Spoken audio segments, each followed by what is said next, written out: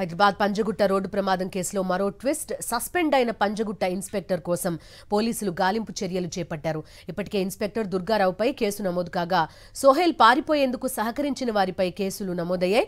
Bodhan inspector Prem Kumar తో పాటు మరొకరిని పోలీసులు అరెస్ట్ చేశారు. పూర్తి డీటెయిల్స్ అందిస్తారు మా కరెస్పాండెంట్ వాసు, లైవ్ లో సిద్ధంగా ఉన్నారు. వాసు, చెప్పండి. చూస్తున్నావు, పంజగుట్ట ఇన్స్పెక్టర్ కోసం పోలీసులు గాలింపు చర్యలు చేపట్టినట్టుగా తెలుస్తోంది. ఇతని ప్రమేయం, అదేవిధంగా కేసుకి సంబంధించి పూర్తి అప్డేట్స్ ఏంటి? బిందు బోధాన్ ఎమ్మెల్యే షకీల్, మాజీ ఎమ్మెల్యే షకీల్ కుమారుడు ఎవరైతే రాహెల్ ఉన్నాడో, ప్రగతి భవన్ ముందు చేసినటువంటి రోడ్డు ప్రమాదం సంబంధించి కూడా మరొక ఇన్స్పెక్టర్ పైన కేసు నమోదైంది. బోతాంలో గతంలో సిఐగా పనిచేసినటువంటి ప్రేమ్ కుమార్ పైన నిన్న అరెస్ట్ చేశారు. అతనితో పాటు మరొకరిని అరెస్ట్ చేశారు. ఇద్దరు కూడా కోర్టు బెయిల్ జారీ చేసింది. అయితే మరోపక్క ఇదే కేసులో పంజగుట్ట సిఐగా ఉండి రాహెల్ ని కేసు నుంచి తప్పించేందుకు లంచం తీసుకున్న నేపథ్యంలో కూడా సస్పెండ్ అయ్యారు. ఎవరైతే ఎస్ఐ దుర్గారావు ఉన్నాడో, దుర్గారావు ప్రస్తుతం పరారులో ఉన్నట్టుగా పోలీసులు గుర్తించారు. అతను ఇప్పటివరకు కూడా అతనిపై కేసు నమోదైంది, సస్పెండ్ అయ్యాడు. కానీ దుర్గారావు మాత్రం పోలీసులకు అందుబాటులో లేకుండా అబ్స్కాండింగ్ లో ఉన్నాడు. ఒక ఇన్స్పెక్టర్ అబ్స్కాండింగ్ లో ఉండడం సంచలనం కలిగిస్తుంది. పోలీసులకు ఏమాత్రం సహకరించకుండా ఎవరైతే ఇదే కేసులో ఇప్పటికే పరారులో ఉన్నటువంటి రాహెల్ దుబాయ్ పారిపోయాడు. ఇక దుర్గారావు సిఐ అబ్స్కాండింగ్ లో ఉన్నాడు. మరో ఇన్స్పెక్టర్ ప్రేమ్ కుమార్ పైన కూడా కేసు నమోదై అరెస్ట్ చేశారు. మొత్తం 13 మంది పైన కేసులు నమోదయ్యాయి.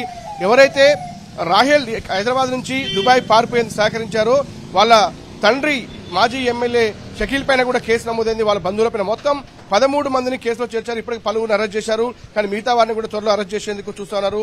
మరి ఇప్పటికే లుకౌట్ నోటీసులు జారీ చేసినటువంటి పోలీసులు దుబాయ్ నుంచి రాహెల్ ని హైదరాబాద్ తప్పించేందుకు ప్రయత్నాలు అయితే సాగిస్తా ఉన్నారు.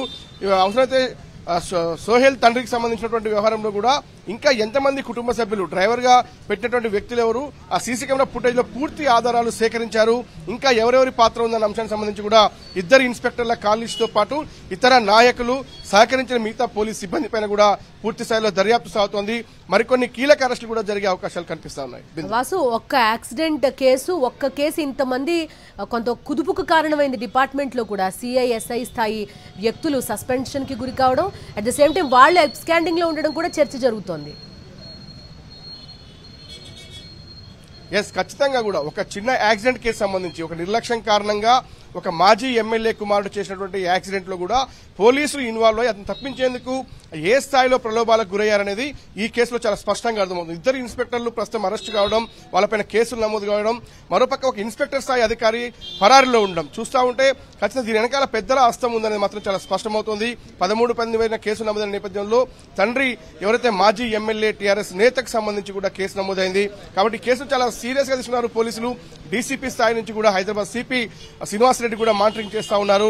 ఈ విదేశాలకు పారిపోవడానికి ఎవరెవరు సహకరించారు, పోలీస్ స్టేషన్ లో రెడీ హ్యాండెడ్ గా పట్టుబడిన వ్యక్తి పోలీస్ స్టేషన్ నుంచి బయటకెళ్లి ఏ విధంగా దుబాయ్ చేరాడు అన్న అంశానికి దర్యాప్తు చేసిన నేపథ్యంలో గతంలో దుర్గారావు ఇన్స్పెక్టర్ తో పాటు ఇప్పుడు అరెస్ట్ అయినటువంటి ప్రేమ్ కుమార్ సంబంధించి వాళ్ళిద్దరి మధ్యలో జరిగినటువంటి కన్వర్సేషన్ ఏంటి అనే అంశానికి సంబంధించి కూడా పూర్తి స్థాయి కాల్ డేటాను పోలీసులు సేకరిస్తా ఉన్నారు. ఇంకా ఏ రాజకీయ నాయకుడు వాళ్ళను ప్రలోభాలకు గురి చేశాడు, ఎంత చేతులు మారిందన్న అంశానికి సంబంధించి అవినీతి అయితే జరిగిందని చాలా స్పష్టంగా అర్థమవుతోంది. యాక్సిడెంట్ కూడా తాగిన మైకంలో చేసి పారిపోయారన్నటువంటి చాలా సీసీ కెమెరా ఫుటేజ్ లో స్పష్టమవుతోంది. అతనితో పాటు ఎవరెవరు కారులో ఉన్నారు, ఎవరెవరు తప్పించేందుకు ప్రయత్నాలు సాగించారు, ఎంతమంది పోలీసులు ఇన్వాల్వ్ అయ్యారు, ఇంకెవరైనా అధికారులు ఉన్నారా, లేదంటే రాజకీయ నేతలు ఉన్నారా అన్న అంశానికి సంబంధించి కేసులో పూర్తిస్థాయి దర్యాప్తు సాగుతా ఉంది. కాల్ లిస్టు పాటు సీసీ కెమెరా ఫుటేజ్ పరిశీలించి మరికొంతమందిపై చర్యలు తీసుకుంటారు.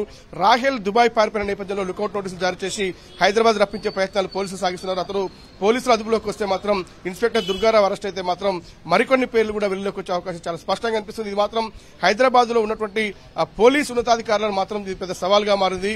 ఎందుకంటే ఒక ఎమ్మెల్యే కుమారుడు పారిపోయిన నేపథ్యం కావచ్చు, ఇన్స్పెక్టర్లే ఏకంగా కేసులో ఇన్వాల్వ్ కావడం కావచ్చు, దీని ఉన్నతాధికారులు చాలా సీరియస్ గా తీసుకున్నారు. ఈ కేసు విచారణ సమగ్రంగా కొనసాగుతా ఉంది. Okay Vasu, thank you.